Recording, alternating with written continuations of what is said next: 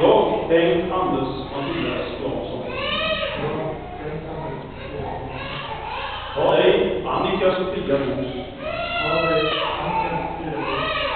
Nu till min hustru. Att dela glädje och sorg med dig. Och vara dig trogen. Till stöd av Jesus.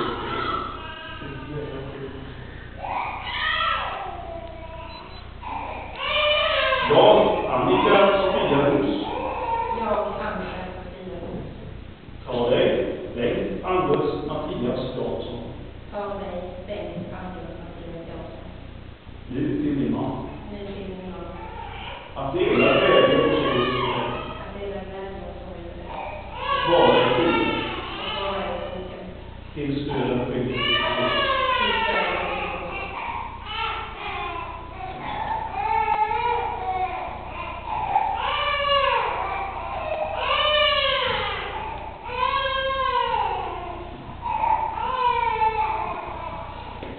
Nu har ni ingått äktenskap med varandra och bekräftat detta inför Gud och denna församling. Ni är nu man och hustru, som Herre vara med er och leda er i sin samling, nu och alltid.